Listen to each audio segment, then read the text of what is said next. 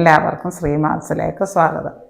ഞാൻ ഇന്നിവിടെ PSCയുടെ മത്സര പരീക്ഷകൾക്ക് സ്ഥിരമായിട്ട് ആവർത്തിച്ച് ചോദിച്ച് കാണാറുള്ള കുറച്ച് അസൈൻമെൻ്റ് എലബിലിറ്റി ക്വസ്റ്റ്യൻസിൻ്റെ പ്രധാനപ്പെട്ട ടോപ്പിക്കുകൾ വിശദമായി ചർച്ച ചെയ്ത് ക്ലാസ് എടുക്കാൻ ഉദ്ദേശിക്കുന്നു. നമുക്ക് ക്ലാസ്സിലേക്ക് കടക്കാം.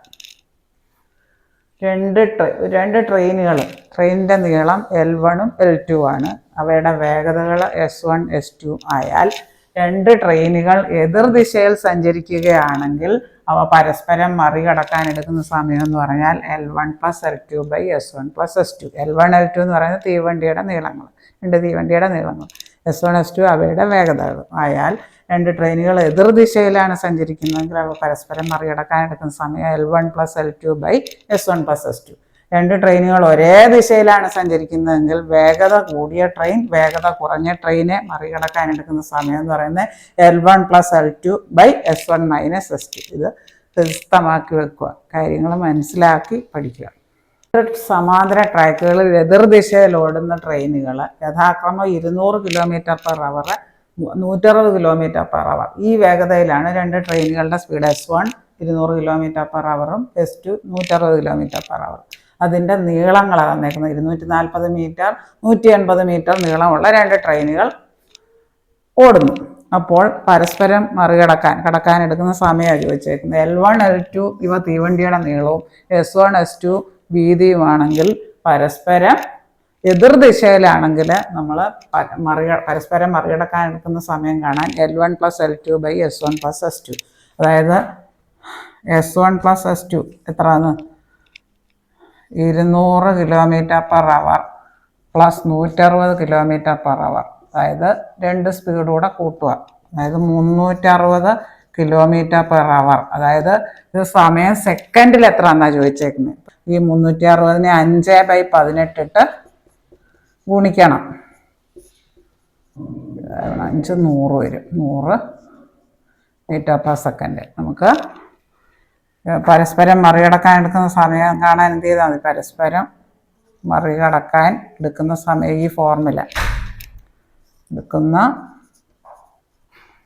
സമയം സമം L1 + L2 എത്രയാണ്? രണ്ടും കൂടെ കൂട്ടുക. 240 + 180. 150 മീറ്റർ 180 മീറ്റർ. അതായത് 420 metre. L1 + L2 / S1 + S2. L1 + L2 എന്ന് പറയുന്നത് എത്ര? 420 മീറ്റർ ബൈ ഇത് മീറ്റർ/സെക്കൻഡിലാക്കി 100 m/s. അതായത് 400. ഇത് കട്ട് ചെയ്യുക. 42/10 വരും. 10 വെച്ച് ഹരിക്കുമ്പോൾ ദശാംശം കഴിഞ്ഞ് ഒരു സ്ഥാനം 4.2. ഓപ്ഷൻ ഡി ആണ് ഉത്തരം. രണ്ട് സമാന്തര ട്രാക്കുകളിൽ എതിർദിശയിൽ യഥാക്രമം ഓടുന്ന 200 km/h വേഗതയും 160 km/h വേഗതയും ട്രെയിനുകളുടെ നീളങ്ങൾ 240 മീറ്റർ 180 മീറ്റർ രണ്ട് ട്രെയിനുകൾ ഓടുന്നെങ്കിൽ പരസ്പരം മറികടക്കാൻ എടുക്കുന്ന സമയം സെക്കൻഡിലാണ് ചോദിച്ചേക്കുന്നത്. അപ്പോൾ എന്ത് ചെയ്യണം? L1 + L2 / S1 + S2. L1 L2 തീവണ്ടിയുടെ നീളങ്ങൾ, S1 S2 അവയുടെ വേഗതകളെന്ന് പറഞ്ഞാൽ അത് രണ്ടും കൂടെ കൂട്ടാം. 200 km/h 160 km/h കൂടെ കൂട്ടിയാൽ 360 km/h. km/hനെ നമുക്ക് സെക്കൻഡിലാണ് സമയം ചോദിച്ചേക്കുന്നത്. അതുകൊണ്ട് മീറ്റർ/സെക്കൻഡ് ആക്കണം. മീറ്റർ/സെക്കൻഡ് ആക്കണമെങ്കിൽ 5/18 ഇട്ട് ഗുണിക്കണം. 360 × 5/18. km/hനെ മീറ്റർ/സെക്കൻഡ് ആക്കണം. എന്നിട്ട് 2 36 20 × 5 100 വരും. 100 മീറ്റർ/സെക്കൻഡ്. ഇവിടെ L1 + L2 എന്ന് പറയുന്നത് എത്രയാണ്? ഈ രണ്ട് നീളങ്ങളും കൂടെ കൂട്ടാം. 240 + 180 420. അതായത് L1 + L2 / S1 + S2. L1 420/100 metre second ആക്കി വെച്ചിട്ടുണ്ട്. 42/10 42നെ 10 കൊണ്ട് ഹരിക്കുമ്പോൾ ദശാംശം കഴിഞ്ഞ് ഒരു സ്ഥാനം 4.2. ഓപ്ഷൻ ഡി ആണ് ഉത്തരം. 4.2. നമുക്ക് ചോദ്യം നല്ല ശ്രദ്ധിച്ച് വായിക്കാൻ. എന്താ ചോദിച്ചാൽ 200 മീറ്റർ നീളമുള്ള ട്രെയിൻ 13 സെക്കൻഡിനുള്ളിൽ 320 മീറ്റർ നീളമുള്ള പ്ലാറ്റ്ഫോം കടന്നു പോകുന്നു. അങ്ങനെയാണെങ്കിൽ 160 മീറ്റർ നീളമുള്ള വേറൊരു പ്ലാറ്റ്ഫോം കടക്കാൻ എത്ര സമയം എടുക്കുമെന്ന ചോദ്യം. ആദ്യം നമുക്ക് ഈ ട്രെയിനിൻ്റെ സ്പീഡ് കണ്ടുപിടിക്കണം. അതായത് ട്രെയിനിൻ്റെ നീളവും പ്ലാറ്റ്ഫോമിൻ്റെ നീളവും കൂടെ കൂട്ടും, ആകെ ദൂരം. ഡിസ്റ്റൻസ് ട്രെയിനിൻ്റെ നീളവും പ്ലാറ്റ്ഫോമിൻ്റെ നീളവും 200 മീറ്റർ പ്ലസ് 320 മീറ്റർ, അതായത് 520 മീറ്റർ. ഈ ടൈം തന്നിട്ടുണ്ട് 13 സെക്കൻഡിനുള്ളിൽ, 13 സെക്കൻഡ്. അപ്പോൾ നമുക്ക് സ്പീഡ് കണ്ടുപിടിക്കാം. Speed equal to distance by time. Distance ആകെ എത്ര? 520/13, 40 വരും. 40 മീറ്റർ പെർ സെക്കൻഡ്. സ്പീഡ് നമ്മൾ കണ്ടുപിടിച്ചു. സ്പീഡ് ഇനി നമുക്ക് 160 മീറ്റർ നീളമുള്ള വേറൊരു പ്ലാറ്റ്ഫോം കടക്കാൻ എത്ര ടൈം എടുക്കുമെന്നാണ് ചോദിച്ചത്. ടൈം ചോദിച്ചാൽ ഡിസ്റ്റൻസ് ബൈ സ്പീഡ്. സ്പീഡ് നമ്മൾ കണ്ടുവച്ചു. ഇവിടുത്തെ ഡിസ്റ്റൻസ് എത്രയാണ്? 200. ട്രെയിനിൻ്റെ നീളവും വേറെ ഒരു പ്ലാറ്റ്ഫോം 160 മീറ്റർ നീളവും. ഇത് രണ്ടും കൂടെ കൂട്ടുമ്പോൾ എത്ര വരും? 360 മീറ്റർ. അപ്പോൾ നമുക്ക് ആകെ ദൂരം ബൈ സ്പീഡ്. സ്പീഡ് ഇവിടെ കണ്ടുവച്ചിട്ടുണ്ട്. ടൈം ആകാണ്ട് രണ്ടാമത് ചോദിച്ചേക്കുന്നത്. 160 മീറ്റർ നീളമുള്ള പ്ലാറ്റ്ഫോം കടക്കാൻ ആദ്യം നമ്മൾ ആ ട്രെയിനിൻ്റെ സ്പീഡ് കണ്ടുപിടിക്കുന്നു. ആകെ ദൂരവും ടൈമും കൂടെ വെച്ചിട്ട് ഡിസ്റ്റൻസ് ബൈ ടൈം 13 സെക്കൻഡാണ് ടൈം. D/T, അതായത് 40 മീറ്റർ പെർ സെക്കൻഡ്. അതിൻ്റെ സ്പീഡ് കണ്ടുപിടിച്ചു. ഇനി നമുക്ക് 160 മീറ്റർ നീളമുള്ള വേറൊരു പ്ലാറ്റ്ഫോം കിടക്കാൻ എത്ര സമയം? അപ്പോൾ ടൈമാണ് കണ്ടത്. ടൈം സമം ഡിസ്റ്റൻസ് ബൈ സ്പീഡ്. ഡിസ്റ്റൻസ് ട്രെയിനിൻ്റെ നീളവും പിന്നെ തന്ന പ്ലാറ്റ്ഫോമിൻ്റെ നീളം, അതാ ചോദിച്ചേക്കുന്നത്. 160 കൂടെ കൂട്ടുമ്പോൾ 360 മീറ്റർ. അപ്പോൾ ഡിസ്റ്റൻസ് ബൈ സ്പീഡ്. ഡിസ്റ്റൻസ് എത്ര? 360 ബൈ സ്പീഡ് കണ്ടുവച്ചിട്ടുണ്ട് ബൈ 40. ഇത് നമുക്ക് 9 കിട്ടും. അത്രയും 9 സെക്കൻഡ്. ഓപ്ഷൻ ഡി ആണ് ഉത്തരം. 250 മീറ്റർ നീളമുള്ള ട്രെയിൻ 150 മീറ്റർ നീളമുള്ള ഒരു പാലം കടക്കാൻ 30 സെക്കൻഡ് ടൈം എടുക്കുന്നെങ്കിൽ അതിൻ്റെ വേഗത കാണാൻ. സ്പീഡ് സമം ഡിസ്റ്റൻസ് ബൈ ടൈം. ഡിസ്റ്റൻസ് എന്ന് പറഞ്ഞാൽ ട്രെയിനിൻ്റെ ദൂരവും പാലത്തിൻ്റെ ദൂരവും കൂടെ കൂട്ടണം. 250 മീറ്റർ പ്ലസ് 150 മീറ്റർ സമം 450 മീറ്റർ. ആകെ ഡിസ്റ്റൻസ് കിട്ടി. ടൈം തന്നിട്ടുണ്ട് എത്രയാണ്? 30 സെക്കൻഡ്. അപ്പോൾ സ്പീഡ് കാണാൻ എന്ത് ചെയ്താൽ മതി? Distance divided by time. Distance എത്ര ആകെ? 250 metre plus 150 metre, 400 metre. 250 metre plus 150 metre ആകെ ഡിസ്റ്റൻസ്. ട്രെയിനിൻ്റെ ദൂരവും പാലത്തിൻ്റെ ദൂരം. ടൈം 30 സെക്കൻഡ് തന്നിട്ടുണ്ട്. Speed equal to distance by time, അതായത് 400 ഡിവൈഡഡ് ബൈ ടൈം എത്രയാണ്? 30, അതായത് 40/3 മീറ്റർ പെർ സെക്കൻഡാണ്. മീറ്റർ പെർ സെക്കൻഡിനെ കിലോമീറ്റർ പെർ അവറിലാണ് നമ്മുടെ ഓപ്ഷനെല്ലാം കിടക്കുന്നത്. കിലോമീറ്റർ പെർ അവർ ആക്കണം. മീറ്റർ പെർ സെക്കൻഡിനെ കിലോമീറ്റർ പെർ അവർ ആക്കണമെങ്കിൽ 18/5 ഇട്ട് ഗുണിക്കണം. 8,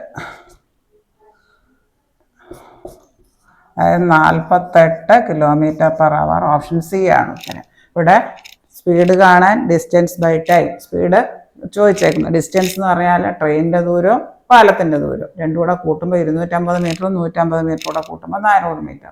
ടൈം വന്നിട്ടുണ്ട് 30 സെക്കൻഡ്. അപ്പോൾ ഡിസ്റ്റൻസ് ബൈ ടൈം എന്ന് പറയാൻ 400 മീറ്റർ ബൈ ടൈം 30 സെക്കൻഡ്, അതായത്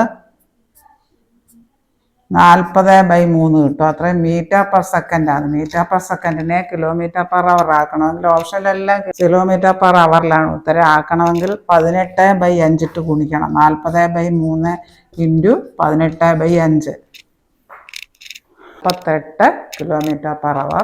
ഓപ്ഷൻ സി ആണ് ഉത്തരം. മണിക്കൂറിൽ 54 കിലോമീറ്റർ വേഗതയിൽ സഞ്ചരിക്കുന്ന ഒരു ട്രെയിൻ. അപ്പോൾ ട്രെയിനിൻ്റെ സ്പീഡ് എത്രയാണ്? 54 കിലോമീറ്റർ പെർ അവർ. ഇനി 150 നീളമുള്ള ഒരു തീവണ്ടി സഞ്ചരിക്കുന്ന മണിക്കൂറിൽ 54 കിലോമീറ്റർ പെർ വേഗതയിൽ സഞ്ചരിക്കുന്ന വേഗത 54 കിലോമീറ്റർ പെർ അവർ. അപ്പോൾ വേഗത കിട്ടി. സഞ്ചരിക്കുന്ന 150 മീറ്റർ നീളമുള്ള ട്രെയിൻ 450 മീറ്റർ നീളമുള്ള പാലം കടക്കാൻ. അപ്പോൾ ആകെ ദൂരം കാണാൻ എന്ത് ചെയ്യണം? ട്രെയിനിൻ്റെ ദൂരവും പാലത്തിൻ്റെ ദൂരവും കൂടെ കൂട്ടണം. അതായത് 600 മീറ്റർ വരും. അപ്പോൾ ആകെ ദൂരം കിട്ടി. നമുക്ക് സ്പീഡ് നമുക്കിവിടെ കിലോമീറ്റർ പെർ അവറിലാണ് കിടക്കുന്നത്. എത്ര സെക്കൻഡ് എന്നാണ് ചോദിച്ചേക്കുന്നത്. ഇത് മണിക്കൂറിൽ 54 കിലോമീറ്റർ പെർ വേഗത എന്ന് പറയുമ്പോൾ സ്പീഡ് 54 കിലോമീറ്റർ പെർ അവർ. നമുക്ക് ടൈം അയച്ചു വെക്കുന്നത് ഡിസ്റ്റൻസ് ബൈ സ്പീഡ്.